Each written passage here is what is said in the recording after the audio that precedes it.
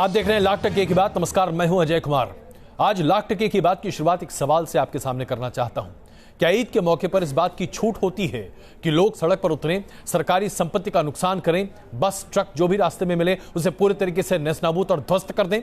दरअसल जो तस्वीर अब आपको हम दिखाने जा रहे हैं उसे देखकर आप यही समझेंगे, क्योंकि दिल्ली में ऐसा हुआ है। कुछ उपद्रवकारी ने सड़क पर चल रही बसों को तोड़फोड़ ही नहीं किया, आसपास की दुकानों में भी जबरदस्त गुंडागर्दी की। आखिरकार इसकी इजाजत किसने उन्हें दी? सिर्फ इसलिए क्योंकि एक मस्जिद के सामने जहां ईद के मौके पर लोग खुशियां मना रहे थे, वहां बड़ी संख्या में अल्पसंख्यक मौजूद थे। तो क्या एक लाइसेंस मिल जाता है कुछ अल्पसंख्यक सिरफिरे लोगों को कि वो सड़कों पर तबाही मचाना शुरू कर दें?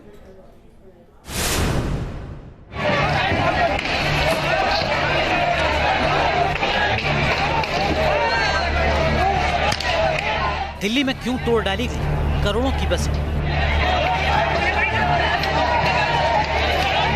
क्यों खुलेआम सड़क पर उपद्रव कर रहे हैं ये लोग? पुलिस के सामने कैसे तोड़फोड़ कर रहे हैं उपद्रव?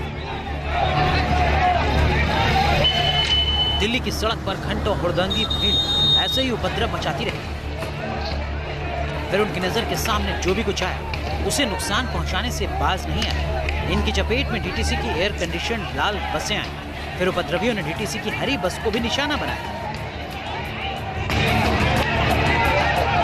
पुलिस प्रशासन को अंगूठा दिखाकर उपद्रव करने की ये तस्वीरें पूर्वी दिल्ली के जगतपुरी इलाके की है। यहाँ करीब 3 करोड़ की सरकारी संपत्ति को तोड़फोड़ कर तहस नहस कर दिया गया, लेकिन इन उत्पातियों को पुलिस रोक नहीं पाई। चंद उपद्रवी सड़क पर कानून का मजाक बनाते रहे और पुलिस तमाशबीन बनी रही। पुलिस के मुताबिक दिल्ली में उपद्रवियों ने उस वक्त हंगामा मचाना शुरू कर दिया जब भीड़ भाड़ वाली गली में एक कार सवार तेजी से कार चलाता हुआ भाग रहा था। उस कार का वीडियो भी सामने आया जो एक भीड़ भाड़ वाले इलाके से गुजर रही है। कार के आगे आगे कुछ लोग भागते हुए नजर आ रहे हैं, जबकि गली में मौजूद लोग भी गाड़ी की रफ्तार देखकर बचने की कोशिश करते दिख रहे हैं। कार तेजी से गली में मुड़ती है और फिर चंद सेकंड में सीसीटीवी से ओझल हो जाती है। उसके पीछे लोगों का हुजूम दौड़ता हुआ नजर आता है।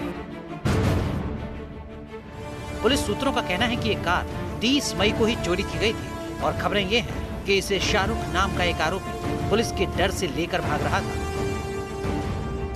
पुलिस का दावा है कि गली से गुजरते वक्त इस कार से किसी को खरोंच तक नहीं आई थी, फिर भी लोगों ने सड़क पर जबरदस्त उपद्रव कर दिया।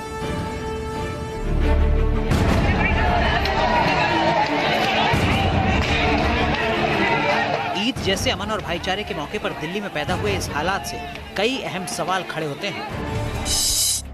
जब कार से किसी को खरोंच तक नहीं आई तो हंगामा क्यों हुआ? उपद्रवियों को क्यों रोक नहीं पाई पुलिस? ईद पर पुलिस के सुरक्षा इंतजाम पर्याप्त क्यों नहीं थे? डीटीसी को हुए नुकसान की भरपाई कौन करेगा? सड़क पर उपद्रव करने वालों पर पुलिस क्या कार्रवाई करेगी? फिलहाल इस घटना के बाद दिल्ली पुलिस की चुनौती है कि उन्मादी भीड़ को भड़काने वालों की पहचान करे और उस पर सख्त कार्रवाई करे। रुमानुल्लाह खान, न्यूज नेशन, दिल्ली। दिल्ली की सड़कों पर जो हुआ उसे आप उन्माद के अलावा और कुछ नहीं कह सकते। हालांकि पुलिस अपने आप को बचाने की कोशिश कर रही है। कहती है कि ईद के मौके पर नमाज के बाद जब सड़क पर लोग निकल रहे थे तो अफवाह फैली क्योंकि एक चोरी की गाड़ी में एक व्यक्ति बहुत तेज से गाड़ी चला रहा था और लोगों को लगा कि शायद उनको क्षति हो सकती है और प्रतिकार करते हुए लोगों ने सरकारी संपत्ति का इतना नुकसान किया। लेकिन हम सवाल ये उठाते हैं कि आखिरकार इसका लाइसेंस किसने दिया कि लोग प्रतिकार कर सकें? अफवाह कहां से फैली? क्या इसकी कोई जड़ पता लग पाई? और उससे भी बड़ी बात, आखिरकार यह अधिकार किसको मिलता है कि सड़क पर सरकारी संपत्ति का नुकसान इस बड़े पैमाने पर किया जाए? जहां दिल्ली में इस तरह की खबरें बड़े पैमाने पर सामने हैं, वहीं बीजेपी के बुलंदशहर के सांसद भोला सिंह ने सड़क पर नमाज अदा करने के तरीके पर सीधे तरीके से सवाल उठाया। इसमें गलत भी क्या है?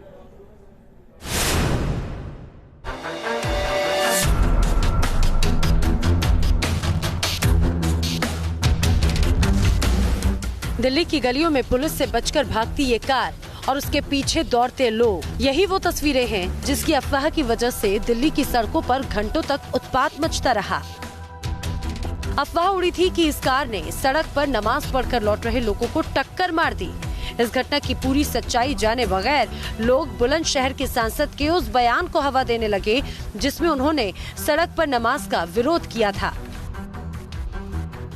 जो स्थान है, अंदर मस्जिद में पढ़ें, अपने घरों पे पढ़ें और कहीं पढ़ें, लेकिन जो सार्वजनिक रास्ते हैं उनको नमाज की वजह से अगर रोका जाता है तो निश्चित ही वो एक अच्छा कार्य नहीं है। इस पर कार्रवाई निश्चित ही होनी चाहिए।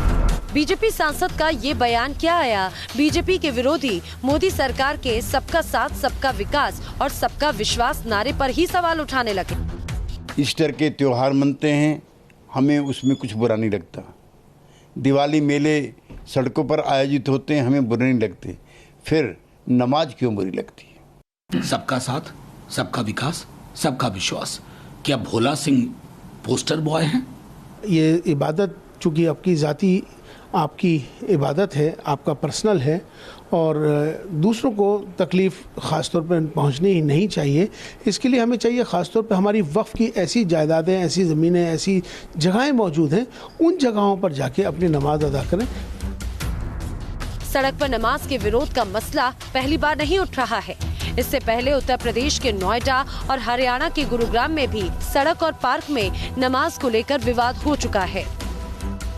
गुरुग्राम में तो नमाज पढ़ाने के लिए पुलिस की सुरक्षा तक मुहैया करानी पड़ी थी और इसी तरह नोएडा के पार्क में भी नमाज को लेकर विवाद होता रहा है।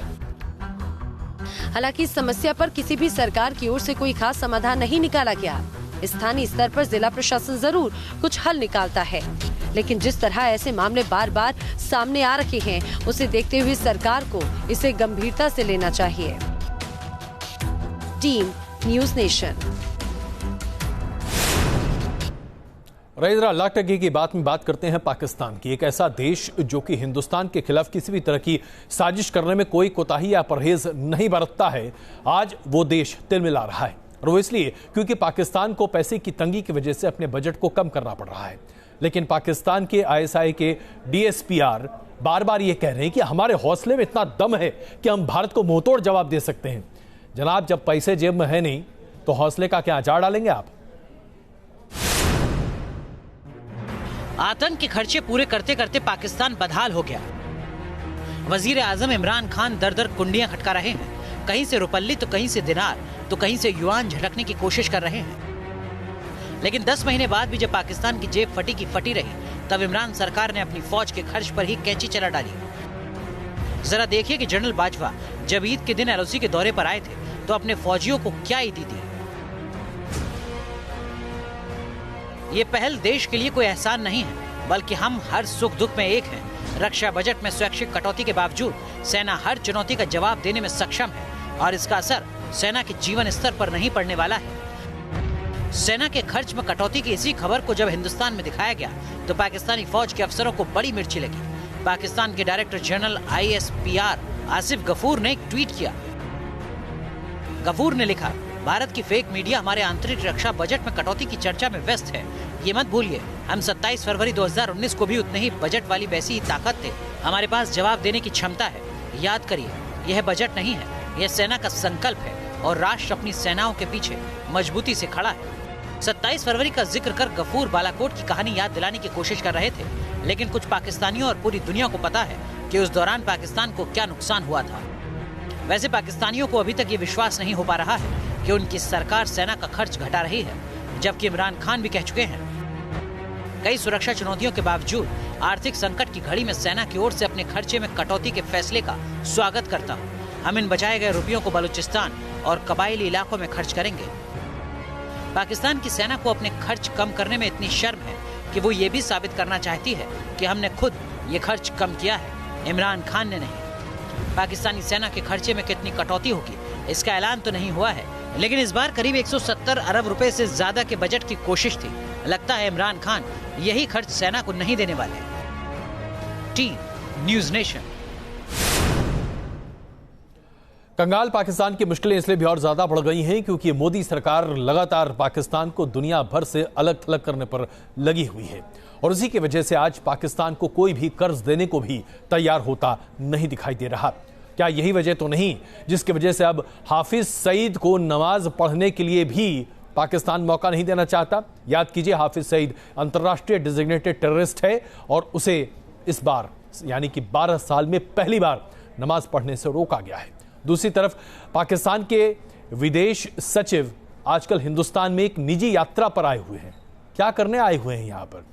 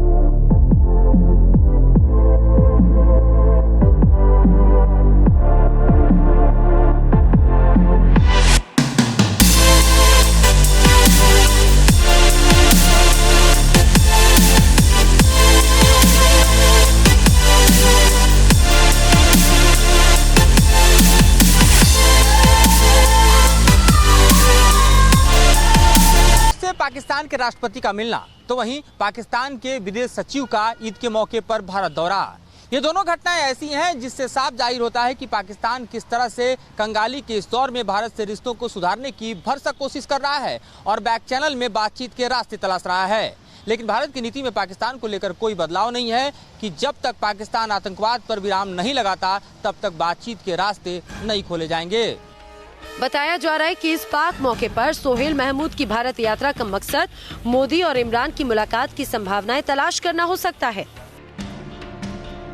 क्योंकि 13 और 14 जून को बिश्केक में SCO समिट होना है, जहां पीएम मोदी और इमरान खान शिरकत करेंगे।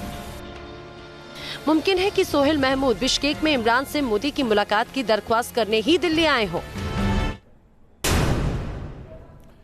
श्रीनगर में गहनों की दुकान में लूट का एक हैरान करने वाला वीडियो सामने आया है। सीसीटीवी कैमरे में दर्ज वीडियो में दिखता है कि बुर्का पहनी हुई दो महिलाएं एक दुकान में खड़ी हैं। तभी एक महिला दुकानदार के चेहरे पर बेहोशी का केमिकल स्प्रे कर देती है। दुकानदार पलक झपकते ही बेहोश होकर नीचे गिर जाता है और फिर बुर्का पहनी हुई लुटेरी महिलाएं दुकान का सारा माल एक थैले में समेटकर चंपत हो जाती हैं। श्रीनगर में इस तरह की घटना का वीडियो देखकर तमाम दुकानदार सहमे हुए हैं। पालतू जानवरों का शौक बहुत आम होता है, लेकिन खास करके जब टूरिस्ट प्लेस पर लोग अक्सर अपना शौक पूरा करने की कोशिश करते हैं। अगर ऊंट की सवारी करनी हो और सवार ऐसा हो तो खतरा और बढ़ जाता है। दरअसल ऊंट इस शख्स को लेकर खड़ा हो था और इसे उतरने के लिए ऊंट के ट्रेनर ने बैठने का इशारा किया। ऊंट जैसे ही बैठा तो ऊपर बैठा व्यक्ति संतुलन नहीं बना सका और धड़ाम से नीचे आ गिरा।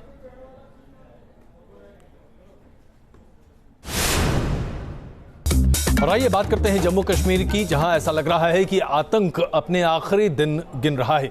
इसकी मिसाल हम आपको दरअसल दिखाने जा रहे हैं। ईद के मौके पर कुलगाम की मस्जिद के भीतर खुद को लश्कर का आतंकी बताते हुए दो लोग वहां पर दरअसल इस बात को सामने रख रहे थे कि कैसे कश्मीरी उनकी मदद कर सकते हैं। मदद की गुहार लगा रहे थे। उनका वीडियो वायरल हुआ और यह साबित करता है कि आतंक पर जिस तरह से जबरदस्त कार्रवाई भारतीय फौज कर रही है, अब आतंकवादियों के छक्के छूट रहे हैं।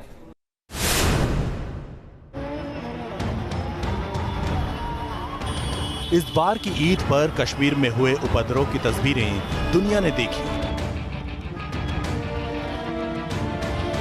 ईद की खुशी मनाने के बजाय लड़के सड़कों पर पत्थर फेंक रहे थे और आतंकियों के समर्थन में पोस्टर लगवा रहे थे। लेकिन इस पूरे प्रायोजित उपद्रव के पीछे की असली वजह दूसरी तस्वीर से साफ होती है, जिसमें पाई पाई के लिए तड़प रहे आतंकी मस्जिद में घुसकर नमाजियों से भीख मांगते सुनाई दे रहे हैं।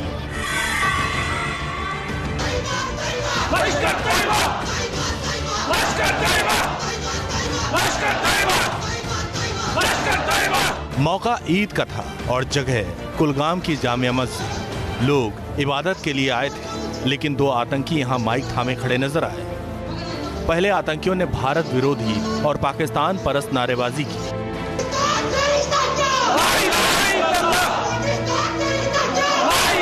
एक आतंकी हाथ में पिस्टल लिए नारे लगा रहा था और दूसरा हौसले बढ़ा रहा था। जब नारेबाजी थमी तो आतंकी असली मुद्दे पर आया।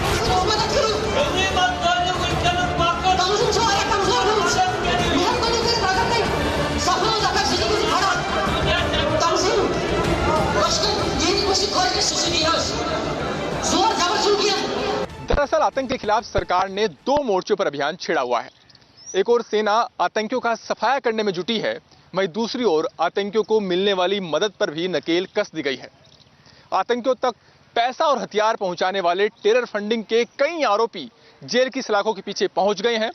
दूसरी ओर घुसपैठ से भी अब उनको मदद नहीं मिल पा रही है और ऐसी सूरत में आतंकी कश्मीरियों से मदद की गुहार लगाते रहे हैं। कश्मीर में आतंक की समस्या के खात्मे की मोदी सरकार ने जो बड़े कदम उठाए हैं, उसमें सुरक्षा बल सूची तैयार करके आतंकियों का खात्मा कर रहे हैं, जिससे आतंकियों की जमात साफ हो रही है। पाकिस्तान से आने वाले आतंकियों पर सख्त चौकसी बरती जा रही है, जिसमें ज्यादा पाकिस्तानी आतंकी घुसपैठ नहीं कर पा रहे।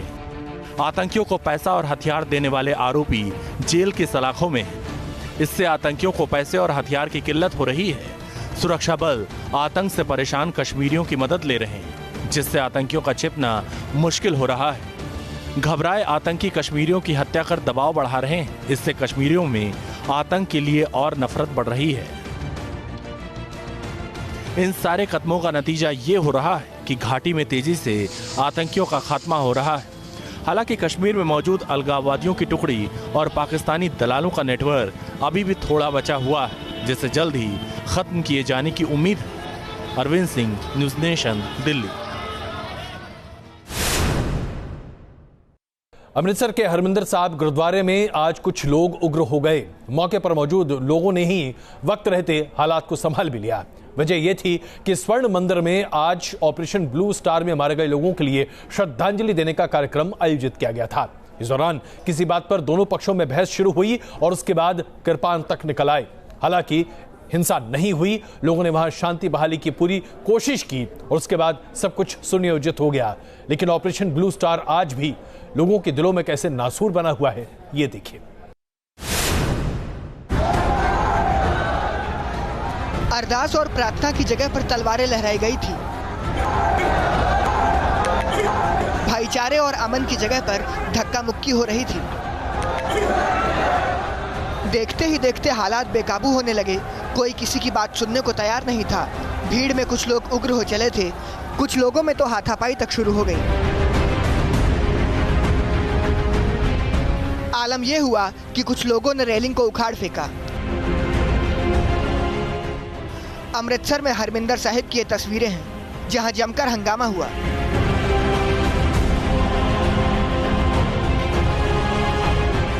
ऑपरेशन ब्लू स्टार में मारे गए लोगों को श्रद्धांजलि दी जा रही थी। अलौकिक कीर्तन चल रहा था। इसी दौरान गर्म ख्याली दलों के लोगों ने धावा बोल दी। ऑपरेशन ब्लू स्टार की 35वीं बरसी थी। सुरक्षा के लिए पहले से पुख्ता इंतजाम किए गए थे। श्री हरमिंदर साहिब में पहले से SGPC टास्क फोर्स के लोग मौजूद थे, ताकि किसी भी तरह की घटना को रोका जा सके। किसी तरह की अनहोनी को टालने के लिए SGPC ने स्वर्ण मंदिर में रात को रुकने वाले श्रद्धालुओं की अच्छी तरह से जांच की थी, जिसके साथ ही स्वर्ण मंदिर की सुरक्षा में करीब 3000 सुरक्षा जवान तैनात किए गए, ताकि किसी भी हालात से निपटा जा सके। दूसरे गुट के लोगों ने जैसे ही हंगामा शुरू किया, SGPC के लोग फौरन हरकत में आ गए और हंगामा कर रहे लोगों को रोकना शुरू कर दिया। तलवारें लहराई गई, लेकिन टास्क फोर्स और पंजाब पुलिस की समझदारी से एक बड़ा जवार बाटा जो उठा था, उसे शांत कर दिया गया। अमृतसर में ऑपरेशन ब्लू स्टार की बरसी के लिए अकाल तख्त और शिरोमणि गुरुद्वारा प्रबंधक कमेटी की ओर से स्वर्ण मंदिर में अरदास कार्यक्रम का आयोजन किया गया था। हालांकि इस दौरान माहौल तनावपूर्ण हो गया, जिससे वक्त रहते काबू किया गया। वीडियो जर्नलिस्ट विशाल शर्मा के साथ राजेश गिल, न्यूज़ नेशन, अमृतसर। भारतीय नौसेना की एक जबरदस्त कामयाबी आपके सामने प्रदर्शित करते हैं। हिंदुस्तान की नौसेना का अथाह समुद्र में और उसके तलहट्टे में घुसकर एक जबरदस्त ऑपरेशन करने की सफलता हासिल करना अपने आप में एक बहुत बड़ी बात है। इंडियन नेवी ने पहली बार समुद्र के अंदर सैकड़ों फीट गहराई में सबमरीन से दूसरे सबमरीन तक सैनिकों को भेजने में सफलता हासिल की है। यानी कि पानी के भीतर सबमरीन और 2 सबमरीन के बीच में सैनिकों का अदला बदली किया जाना अपने आप में एक बहुत बड़ी उपलब्धि है जो कि भारतीय नौसेना ने आज हासिल की है। विशाखापत्तनम के पास इंडियन नेवी ने समुद्र के भीतर डीप सबमर्जेंस रेस्क्यू व्हीकल के जरिए एक सबमरीन से दूसरे सबमरीन तक सैनिकों को ट्रांसपोर्ट किया है।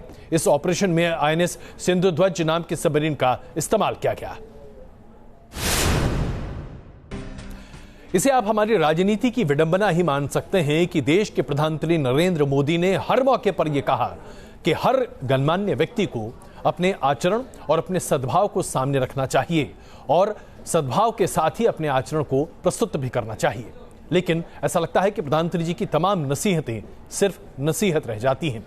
आइए आपको दिखाते हैं किस तरह से भारतीय जनता पार्टी नेता प्रधानमंत्री जी की बातों को ही नहीं मान रहे। उत्तर प्रदेश में एक बार फिर बीजेपी के विधायक का एक विवादित बयान सामने आया है। उत्तर प्रदेश के ललितपुर के विधायक राम रतन कुशवाहा समर्थकों से मिलने उनके समारोह में पहुंचे तो वहां उन्होंने बीजेपी के कार्यकर्ताओं को उकसाया और कहा कि अगर सरकारी कर्मचारी काम नहीं करते हैं तो अपने जूते निकालिए और उन्हें दे मारिए। क्या कोई विधायक इस तरह की बातें कर सकता है? अभी तक जो सरकार, प्रदेश के सरकार के कर्मचारी हैं, चाहे अभी भी महीने 2 महीने में ठीक नहीं होते हैं और अपने कार्यकर्ता का सम्मान नहीं करते हैं, तो मैं आपको इस मंच के माध्यम से कहता हूं, अपना जूता उतारिए और मारिए, क्योंकि एक सीमा होती है बर्दाश्त करने की। उत्तर प्रदेश में महिलाओं की सुरक्षा आज भी एक बहुत बड़ी चुनौती है और इसकी मिसाल निकलकर आती है मेरठ से, जहां एक लड़की सड़क पर इंतजार कर रही थी कि उसे कोई पिकअप करने आ रहा है। उसे अकेला खड़ा देख लोग उसे छेड़ने लगे। ऐसे में लड़की ने अपने स्वाभाविक रूप को छोड़कर जिस दबंगई के साथ उस लड़के के साथ वो किया जो एक लड़की को करना चाहिए, वो अपने आप में काबिले तारीफ है। मोटरसाइकिल की चाबी निकाल ली और फिर उस लड़की की जो पिटाई हुई लड़के की, वो देखते बनता है। आइए जरा देखिए। चाबी ले देना, हाथ पे छोड़ो यार। मर जाऊंगी, नहीं दूंगी। आज तेरा काम करवाऊंगी, उसके बाद दूंगी चाबी। दे। बीच सड़क पर मंजिले की मनमानी से परेशान एक लड़की के संघर्ष की तस्वीरें हैं। तस्वीरें मेरठ कैंट की गांधी बाग की है। अति सुरक्षित माने जाने वाले इस इलाके में सरेआम बाइक सवार एक मंजिले ने लड़की के साथ बदसलूकी की। आरोप है कि जब लड़की ने इसका विरोध किया तो उसने उसके साथ मारपीट भी की, लेकिन लड़की ने हिम्मत नहीं हारी। उसने बाइक की चाबी निकाल ली और मंजिले की शामत आ गई। पहले उसने लड़की से चाबी मांगी, लेकिन लड़की ने पुलिस के आने तक चाबी देने से इनकार कर दिया। फिर शोहदा मारपीट पर उतर आया, पर लड़की ने हौसला नहीं खोया। उसने चाबी देने से इनकार कर दिया। फिर वो मारपीट पर उतर आया। इसे देख मौके पर कुछ लोग जुटे, कुछ वीडियो बनाने में मशगूल रहे तो कुछ ने बीच बचाव की कोशिश की, लेकिन लड़की की किसी ने मदद नहीं की। वो बार बार पुलिस को बुलाने की गुहार लगाती रही। आप जानते हैं ना, वो बार बार खुद कॉल न कर पाने की वजह बताती रही। 100 नंबर कॉल लगाओ, चाबी दो ना। नहीं। पुलिस बुलाने की बात पर आरोपी भड़क गया। उसने लड़की का हाथ पकड़ा और चाबी छीनने की कोशिश की। इस पर लड़की ने वहाँ मौजूद लोगों से खुद का हाथ छुड़वाने की अपील की। आप लोग 4 लोगों मेरा हाथ तक नहीं छुड़ा पा रहे हो आप लोग। छोड़ो भैया। मामला बढ़ता देख आरोपी बाइक खींचकर ले जाने की कोशिश करने लगा, लेकिन लड़की और वहां मौजूद लोगों ने उसे रोक दिया। पुलिस की टीम आधे घंटे बाद मौके पर पहुंची तो शोहदे को पुलिस के हवाले कर दिया गया। लड़की की तहरीर पर पुलिस ने आरोपी को गिरफ्तार कर लिया है। ये सदर थाना क्षेत्र के अंतर्गत की ये वारदात है। वहां पर और लोग भी थे जिन लोगों ने देखा, लड़की का साथ दिया, वहीं पर पकड़ लिया गया था। पीड़ित लड़की का आरोप है कि आरोपी की तरफ से उस पर केस वापस लेने के लिए काफी दबाव बनाया गया, लेकिन लड़की और उसके परिवार वाले राजी नहीं हुए हैं। Abhishek Sharma, News Nation, Meerut. Live आपको दिखाते हैं सोशल मीडिया की दुनिया में क्या मच रहा है धमाल सोशल मीटर में। थाईलैंड में छुट्टियां बिता रहे बॉलीवुड के दिग्गज कलाकार अनुपम खेर का एक वीडियो भी सोशल मीडिया में छाया हुआ है, जिसे खुद अनुपम खेर ने ही अपने ट्विटर पर शेयर किया। इस वीडियो में वो स्कूटर टैक्सी से अपने दोस्त अक्षय कुमार से मिलने जा रहे हैं। अक्षय कुमार थाईलैंड में ही अपनी फिल्म सूर्यवंशी की शूटिंग कर रहे हैं। इंटरनेट पर एक वीडियो काफी तेजी से वायरल हो रहा है। ये वीडियो एक लोकगीत का है जो भगवान भोले शंकर के ऊपर बनाया गया है। लोकगीत पर आधारित इस गाने में हिंदी और पहाड़ी का फ्यूजन है। इस गाने ने लोगों का दिल जीत लिया है। अब तक करीब 71 करोड़ से भी ज्यादा बार इस वीडियो को देखा जा चुका है।